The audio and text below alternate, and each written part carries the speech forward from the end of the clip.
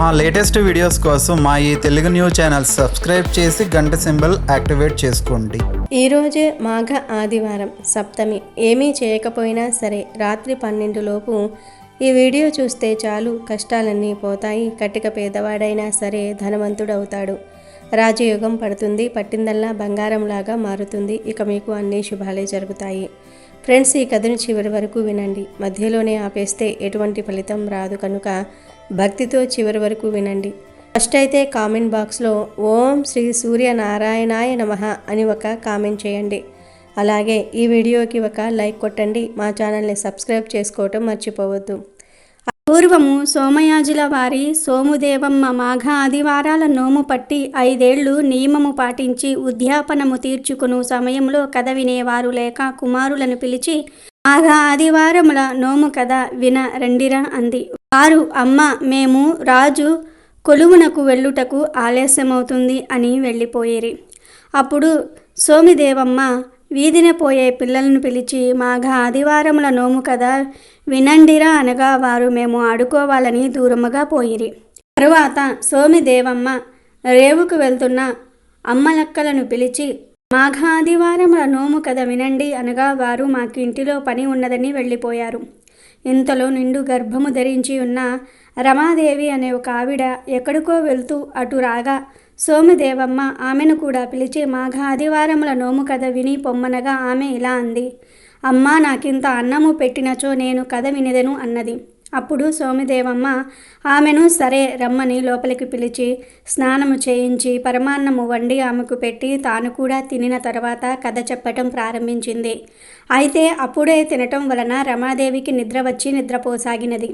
కానీ ఆమె కడుపులోని శిశువు కథ వింటూ కొట్టుతూ ఉండటంతో సోమిదేవమ్మ కథ చెప్పుట ముగించి రమాదేవి పొట్ట మీద అక్షంతలు వేసి తాను తల మీద వేసుకునే లోపు రమాదేవి నిద్రలేచినది. నిద్రలేచిన రమాదేవితో సోమిదేవమ్మ ఇలా అంది. రమాదేవి, నీవు నిద్రలో ఉండగా నీ కడుపులో ఉన్న బిడ్డ నా నోము కథ విన్నది. నీవు పురుడు వచ్చినప్పుడు మగబిడ్డ పుట్టినచో పగడాల వాన కురియును, ఆడబిడ్డ పుట్టినచో ముత్యాల వాన కురియును. నేనప్పుడు నిన్ను చూడడానికి వస్తాను, మీ ఇంటి గుర్తులు చెప్పమని ఆ వివరాలు తెలుసుకుని రమాదేవిని తిరిగి పంపెను. ఆ తర్వాత కొంతకాలమునకు ముత్యాల వాన కురిసింది.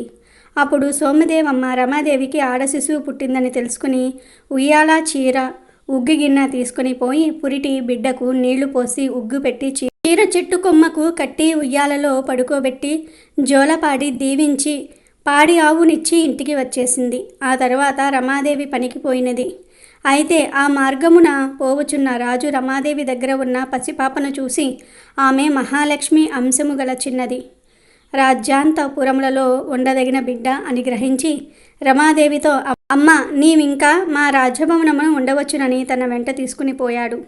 అలా వారు దారిలో వెళ్తూ ఉండే ఎండిపోయిన చెట్లు చిగురింపసాగినవి. ఇంకిపోయిన గుంటలు నీటితో నిండినవి. ఆ ఆడ శిశువుకు ఎదురైన గొడ్రాళ్లకు బిడ్డలు కలిగిరి. కొన్ని దినములకు ఆ పాప పెరిగి పెద్దదైనది.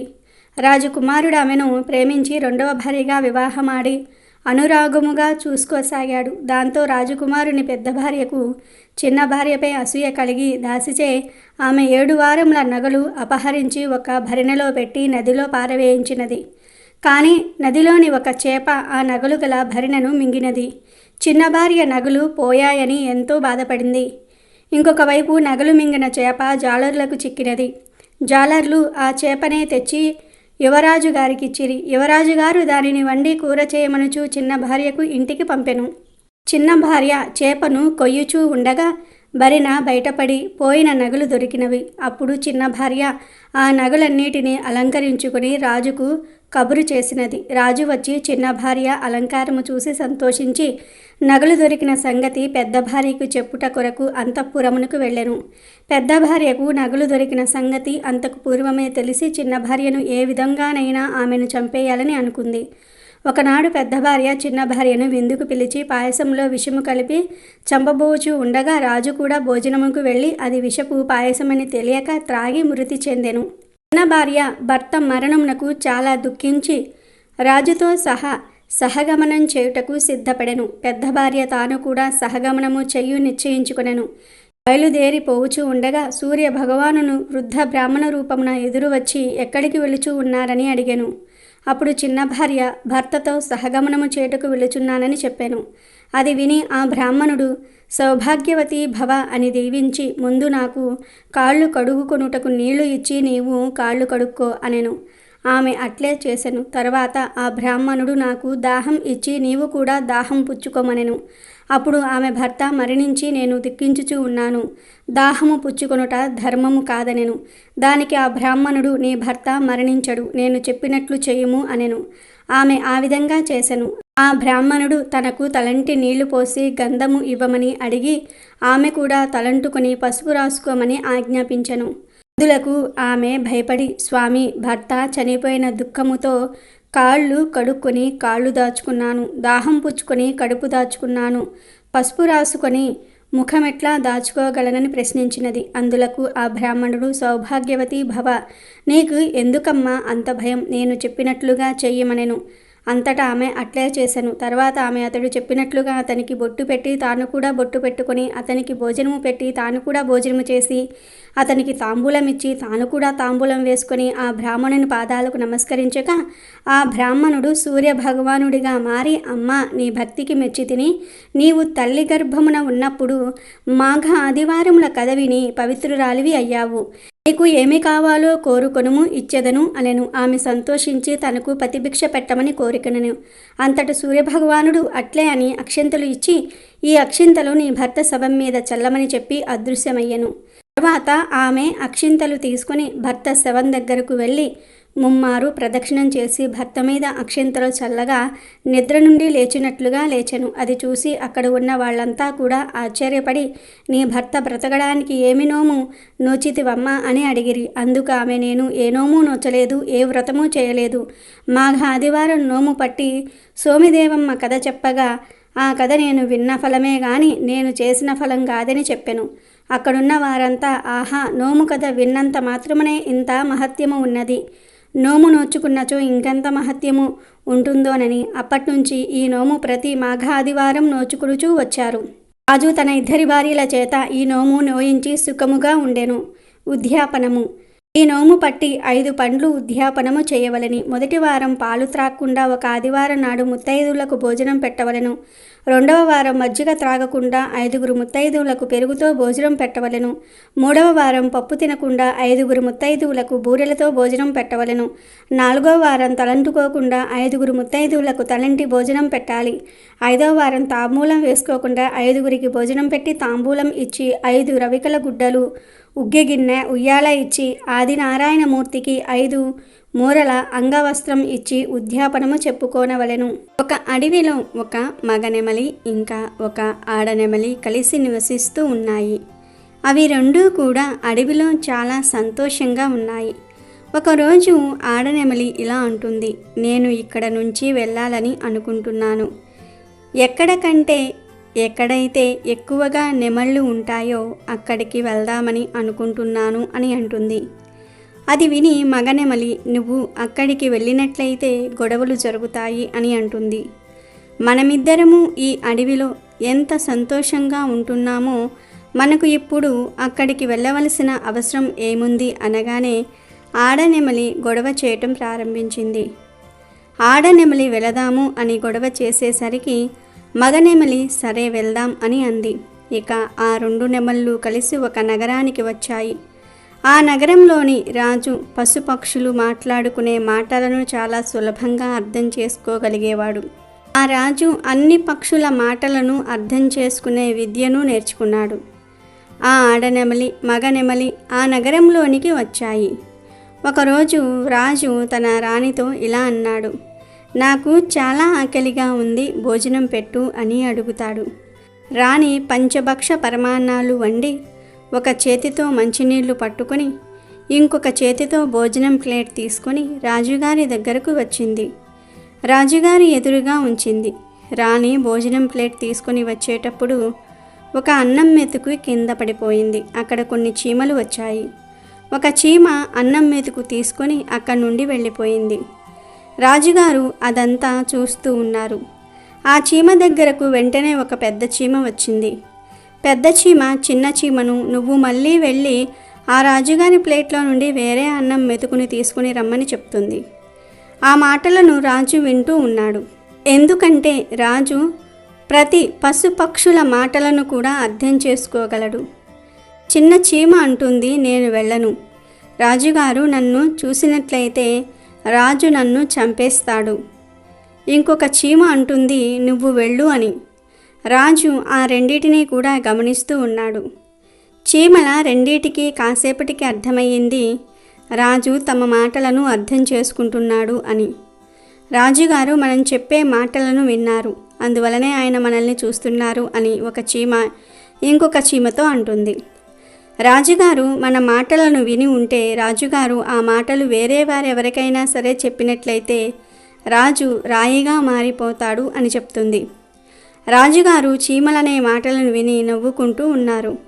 అది విన్న రాణి వంటగదిలో నుండి బయటకు వచ్చింది.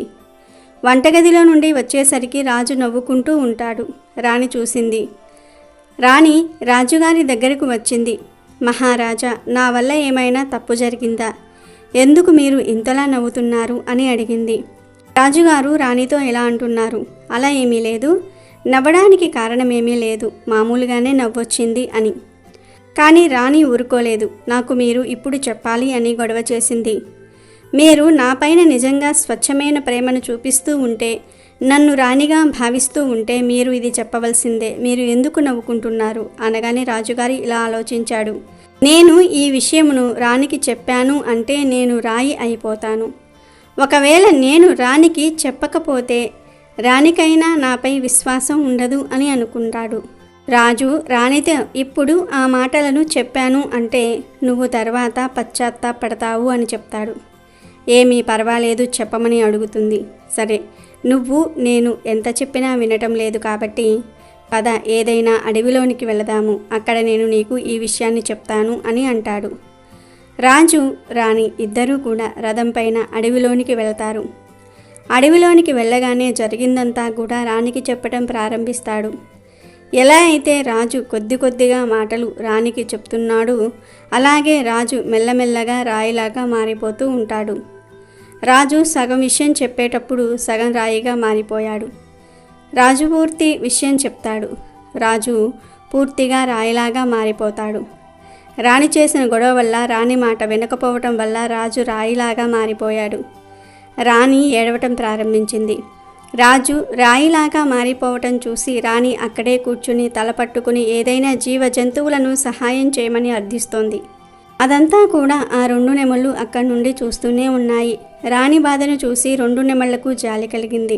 ఆడనెమలి ఇలా అంటుంది, రాణి చాలా దుఃఖంలో ఉంది, మనము తనకు సహాయం చేద్దాం అనుకుని ఆ రెండు నెమళ్ళు రాణితో ఇలా అంటాయి, మీరైతే ధైర్యంగా ఉండండి, మిమ్మల్ని మీరు కొంచెం ధైర్యంగా ఉంచుకోండి, మీ వెనకాల పూర్తి రాజ్యం ఉంది, రాజ్యం యొక్క బాధ్యత మీ పైన ఉంది. రాజు రాయిలాగా మారిపోయారు, ఇప్పుడు రాజ్య భారాన్ని మీరే మొయ్యాలి. ఆ మాటలు విన్న రాణి, నన్ను నేను ఎలా సమర్థించుకోగలను? నా వల్లే నా భర్త రాయిలాగా మారిపోయాడు, నేనేం చెయ్యాలి ఇప్పుడు? రాణి చెప్పిన మాటలు విని నెమలి ఇలా అంటుంది, రాజు రాయిలాగా ఎలా మారిపోయాడు? రాజు మనిషే కదా, మంచివాడు కూడా, కానీ ఎందుకు రాయిలాగా మారిపోయాడు? రాణి చెప్పటం మొదలుపెట్టింది. ఆ చీమలు మాట్లాడుకుంటున్న మాటలను ఆ రాణి నెమలితో చెప్పటం ప్రారంభించింది. రాణి కూడా రాయిలాగా మారిపోయింది. ఇద్దరూ కూడా రాయిలాగా మారిపోవటంతో నెమలులు రెండూ కూడా కంగారు పడ్డాయి. రెండు నెమళ్ళు చాలా దుఃఖంలో ఉన్నాయి. ఈ విపత్తు ఇప్పుడు మన పైకి కూడా రాబోతుంది. ఆ చీమల వల్ల రాజు రాయి అయిపోయాడు. ఆ చీమల మాటల వల్లే రాణి కూడా రాయిగా మారిపోయింది. ఇప్పుడు మనం ఆ మాటలను ఎవరికైనా చెప్పామంటే మనం కూడా రాయిలాగా మారిపోతాము. అందుకే మనమిద్దరము ఎక్కడికైనా దూరంగా వెళ్ళిపోదామని అంటుంది. తాము ఎక్కడికి వెళ్ళినా సరే ఇది మనల్ని విడిచిపెట్టదు. తెలుసో తెలియకో మన నోట్లో నుండి ఎప్పుడైనా ఈ మాటలు బయటకు వచ్చాయి అంటే మనం కూడా రాయిలాగా మారిపోతాము. అదే తలుచుకుంటూ చాలా దుఃఖంలో ఉన్నాము. రాత్రి పగలు కూడా ఆ దుఃఖమే వాటిని పట్టి పీడిస్తోంది. అదే ఆలోచిస్తూ అవి తినటం లేదు, నిద్రపోవటం లేదు. తెలిసి తెలియక ఏమైనా మాట్లాడితే భార్యాభర్తలిద్దరూ కూడా రాయి అయిపోతామని అదే ఆలోచిస్తూ ఉండిపోయాయి. అప్పుడు ఆ నెమళ్ళు చీమలు అన్నిటినీ చంపివేస్తే మనకు సమస్య ఉండదు కదా అని 2 నెమళ్ళు ఆలోచించుకొని మొత్తం చీమలన్నిటినీ కూడా తినేయటం ప్రారంభించాయి. ఆ నెమళ్లకు భయపడి మొత్తం చీమలన్నీ కూడా భూమిపైన తిరగటం మానేశాయి. భూమి లోపలకు వెళ్ళి దాక్కున్నాయి. ఈ 2 నెమళ్ళు కూడా ఎక్కడ చీమ కనిపించినా వెంటనే చంపుతున్నాయి, తినేస్తూ ఉన్నాయి. చాలా సమయం గడిచిన తర్వాత చీమలకు ఆకలి వేయటం ప్రారంభమైంది. భోజనమైతే భూమిలో లభించటం లేదు, భోజనమైతే బయటే లభిస్తుంది కదా. భోజనం కోసం చీమలు బయటకు వస్తే నెమలు వాటిని తినేస్తూ ఉన్నాయి. అప్పుడు చీమలు శ్రీ మహావిష్ణువును ప్రార్థించటం ప్రారంభించాయి. ఆ భక్తిలో అవి లీనమైపోయాయి. ఆ భక్తిలో లీనమైపోయిన చీమలు ఎక్కడ ఉన్నారో కూడా వారు మర్చిపోయి ఘోర తపస్సు చేశాయి. చివరికి శ్రీహరి వాటికి దర్శనమిచ్చాడు. విష్ణుమూర్తి చీమలతో ఇలా అంటాడు, మీకేం కావాలో అడగండి. అప్పుడు చీమలు 2 కూడా చాలా రోజుల నుండి ఆకలితో దాహంతో ఉన్నాము, మా పొట్టలో ఒక ముడి వేయండి, ఆకలి వేయకుండా. మాకు ఆకలి వేయకపోతే మేము బయటికెందుకు వెళ్తాము? అప్పుడు మమ్మల్ని ఆ నెమలి తినలేదు, అందువలనే మేము ఈ కోరిక కోరుకుంటున్నాము, మా పొట్టలో ముడి వేసేయండి అని చీమలు చెప్పగానే విష్ణుమూర్తి తదాస్తు అన్నాడు. ఇక ఇప్పుడు చీమలకు ఆకలి వేయకుండా ముడి పడిపోయింది. ఈ రోజుకి కూడా చీమల కడుపులో ముడి వేయబడే ఉంది. చీమలకు పొట్టే లేకుండా పోయింది. అప్పుడు ఆ 2 చీమలు జంట విష్ణుమూర్తిని ఇలా అడుగుతున్నాయి, ముడైతే వేశారు గాని ఇప్పటికీ మేము నెమలి వల్ల భయపడుతూనే ఉన్నాము.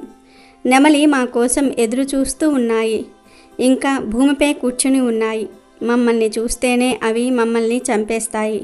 అప్పుడు విష్ణుమూర్తి మరియు చీమలు నెమలి ముందుకు వచ్చారు. విష్ణుమూర్తి నెమలితో ఇలా అంటున్నాడు, నువ్వు చీమలు తినటం మానేయి. ఇందులో చీమలకు ఏ దోషమూ లేదు, ఆ దోషమంతా రాజుదే. ఎందుకంటే ఆ రాజుకు జీవ జంతువుల మాటలను అర్థం చేసుకునే శక్తి కాకుండా వాటి రూపంలోనికి మారగలే శక్తి కూడా ఉంది. వాటి రూపం ధరించినట్లయితే ఆ రాజు పశుపక్షులతో సంభోగాన్ని కూడా చేయగలడు.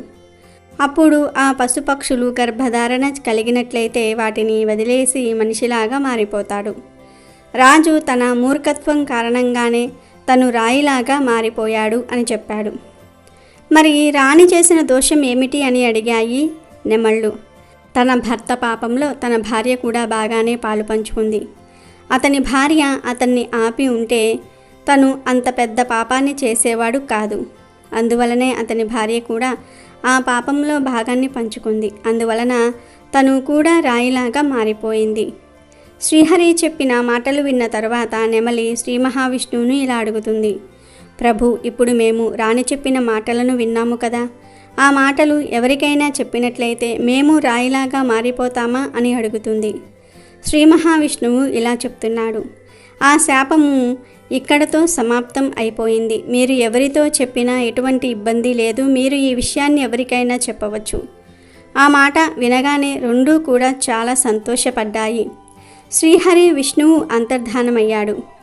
2 నెమళ్ళ ఆనందానికి అవధులు లేవు. పక్షులకు ఆనందం కలిగినట్లయితే అవి నాట్యం చేయటం ప్రారంభిస్తాయి.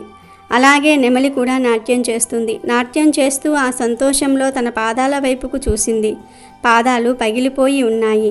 తన కాళ్లను చూసుకుని తను ఏడవటం ప్రారంభించింది. ఎంత అందంగా ఉండేవి, ఇప్పుడు నా పాదాలు ఇలా పగిలిపోయాయి. ఎంత వికృతంగా ఉన్నాయి. మొత్తం నా శరీరమంతా చాలా అందంగా ఉంది, అని నా కాళ్ళు మాత్రం ఇలా పగిలిపోయి సుందరతను కోల్పోయి ఉన్నాయి. నెమలి పాదాలు పగిలిపోవడానికి కారణము తను చీమలను తినటమే. తను చాలా చీమలను కొట్టి కొట్టి తిన్నది. ఆడ నెమలి కూడా తిన్నది, మగ నెమలి కూడా తిన్నది. ఇద్దరి పాదాలు కూడా పగిలిపోయాయి. ఇప్పటికీ కూడా ఎవరైతే మనుషులు చీమలను తింటారో వారి శరీరము ఇరుకుగా తయారవుతుంది, అందవిహీనంగా మారుతుంది. పాములు ఎక్కువగా చీమలు తింటూ ఉంటాయి. అందువలన తమ శరీరం అనేది ఊడిపోతూ ఉంటుంది. ఈ విధంగానే నెమలి పాదాలు కూడా పగిలిపోయాయి. తన కాళ్ళు హీనంగా తయారయ్యాయి. అది చూసి నెమలి ధారాళంగా ఏడుస్తూనే ఉంది. తన కంట్లో నుంచి నీళ్లు ధారలాగా వస్తూ ఉన్నాయి. ఆడనెమలి మొగనెమలికి ధైర్యం చెప్తుంది. కంటి నుండి వచ్చే నీటిని ఆపడానికి ప్రయత్నాలు చేస్తూ ఉంది, కానీ ఆపలేకపోయింది. నెమలికి చేతులు లేవు. తన నోట్లోనే ఒక్కొక్క కన్నీటి బొట్టును ఆపుతూ ఉంది. తన నోట్లో ఉంచుకునే ప్రయత్నాలు చేస్తూ ఉంది. నోట్లో ఉంచుకుంటుంది. ఈ విధంగా చాలాసార్లు ఆడనెమలి మగనెమలి కళ్ళల్లో వచ్చే నీటిని ఆపుతూ ఉంది. ఆ ఆడనెమలి చూపించే ప్రేమను చూసి శ్రీ మహావిష్ణువు మళ్ళీ దర్శనమిచ్చాడు.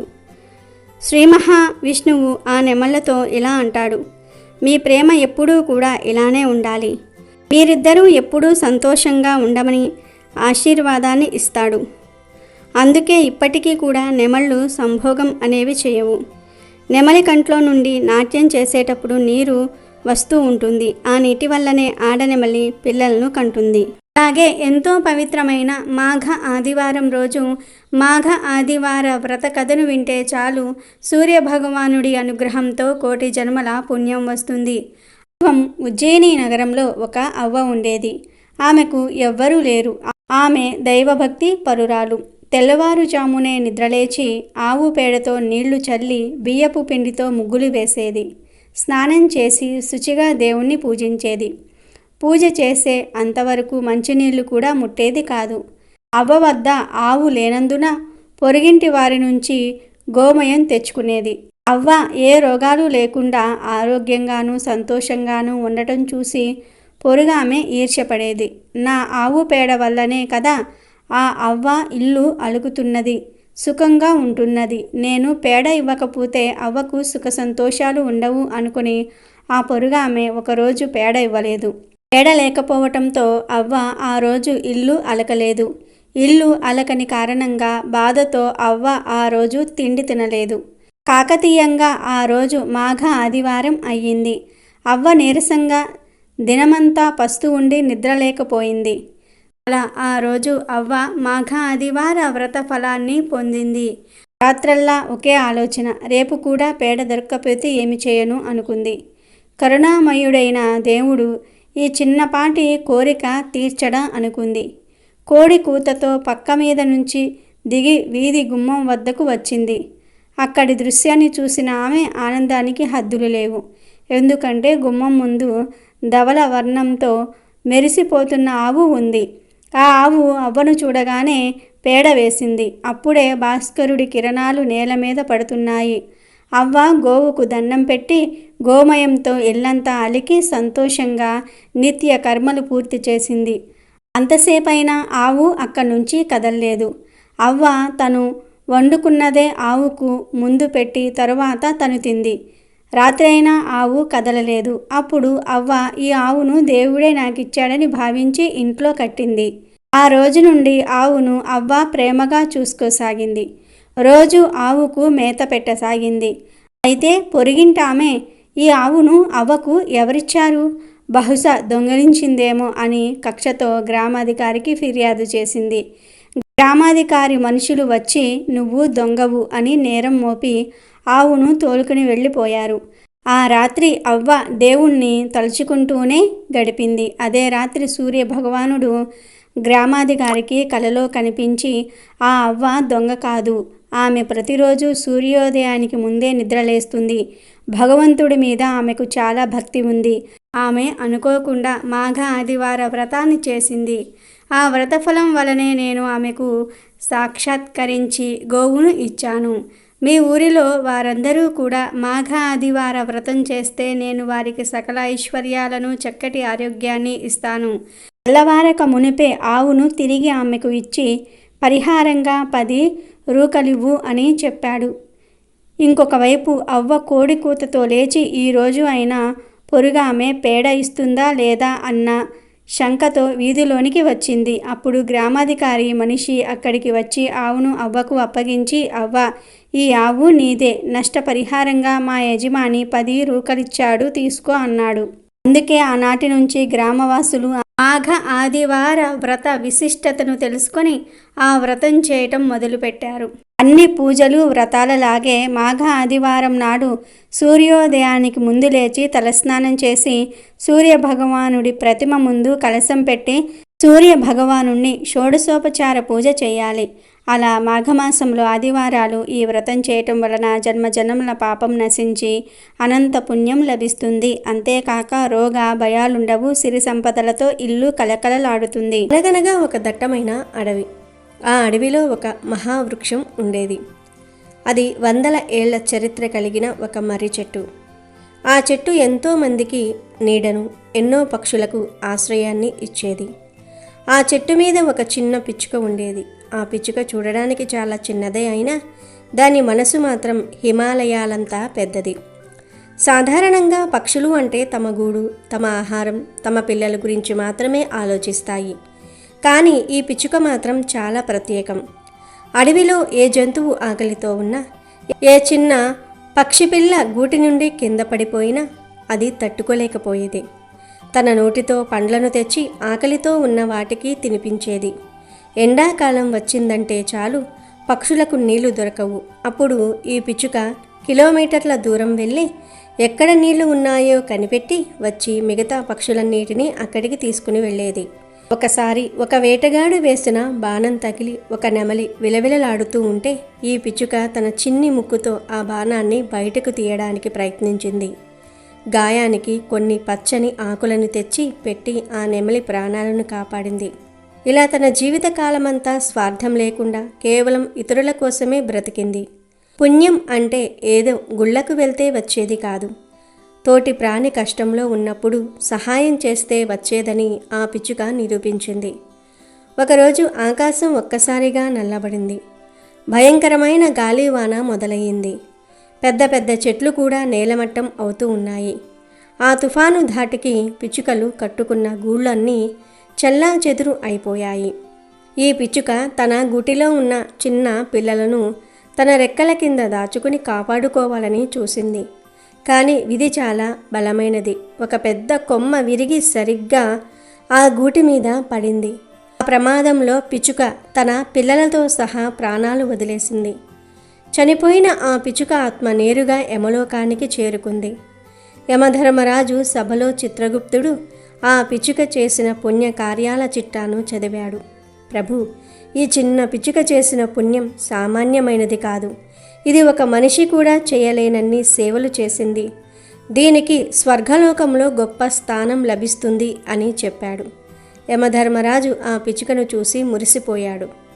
ఓ చిన్ని ప్రాణమా, నీ నిస్వార్థ సేవకు నేను ఎంతో సంతోషించాను. నీ పుణ్యఫలం ప్రకారం నీకు తిరిగి భూమి మీద జన్మించే అవకాశం ఇస్తున్నాను.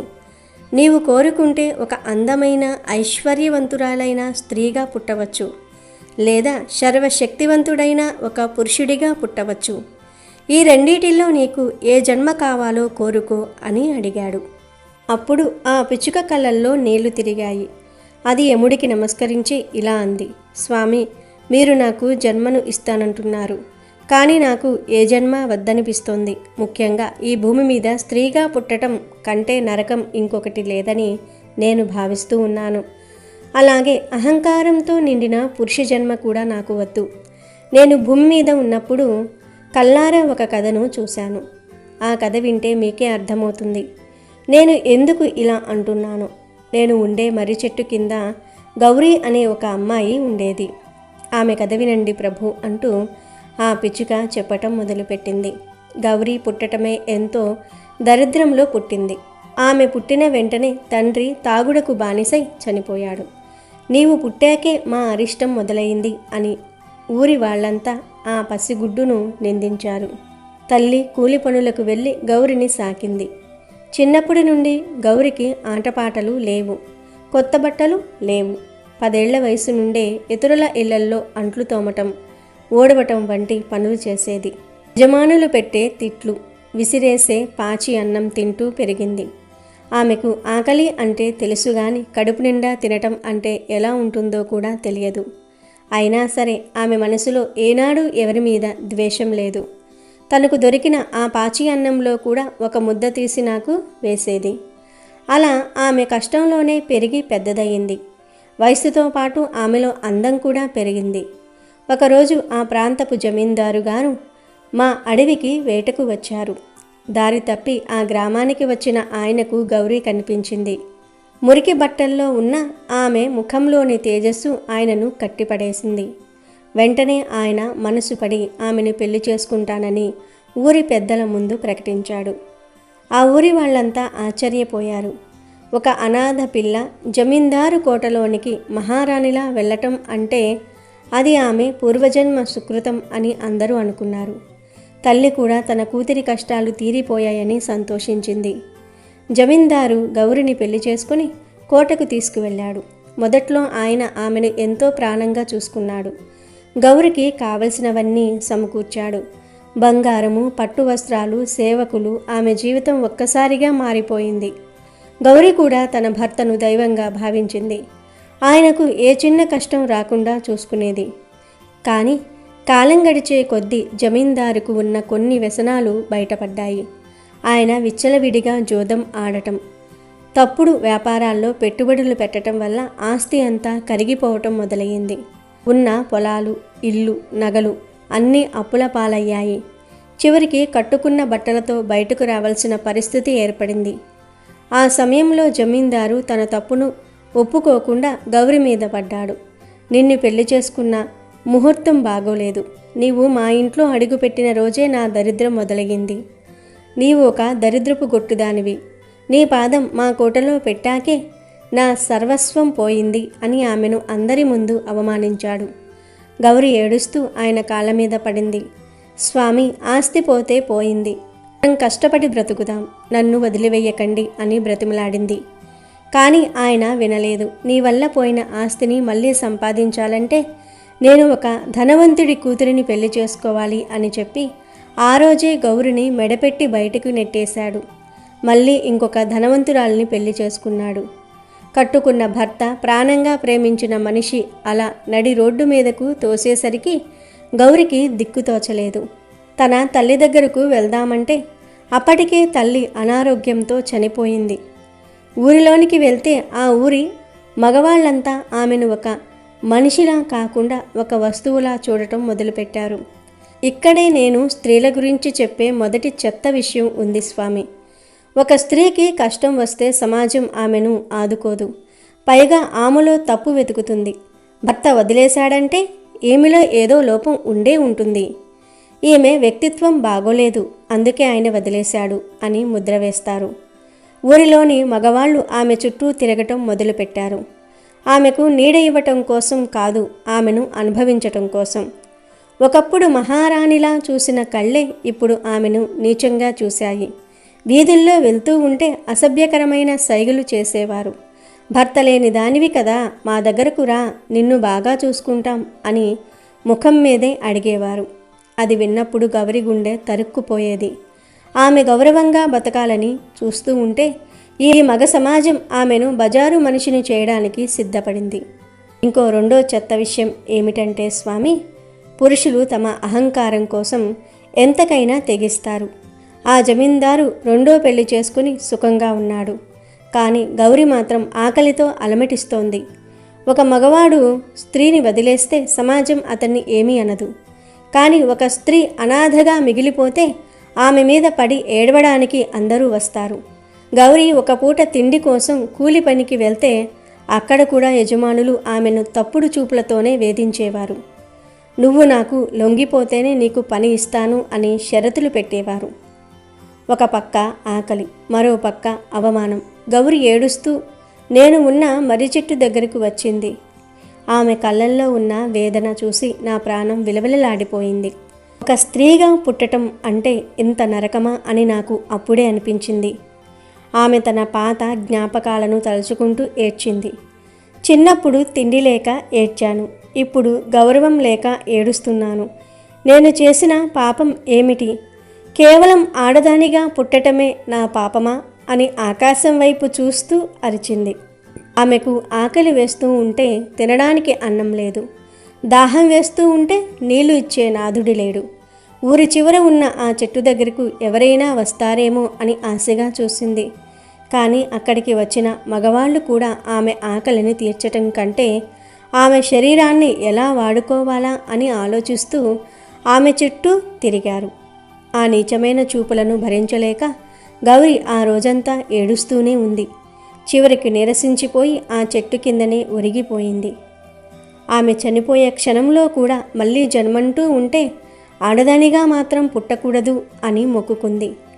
ఆమె ఆత్మ ఆ శరీరాన్ని వదిలి వెళ్ళేటప్పుడు కూడా ఆ చుట్టుప్రక్కల ఉన్న మగవాళ్ళు ఆమె చనిపోయిందని బాధపడలేదు. ఈ శవం మీద ఉన్న చిన్న చిన్న నగల కోసం గొడవ పడ్డారు. ఇది మనుషుల నైజం స్వామి, ఇది మగవారి బుద్ధి. ఇప్పుడు చెప్పండి ధర్మరాజా, నేను స్త్రీగా ఎందుకు పుట్టాలి?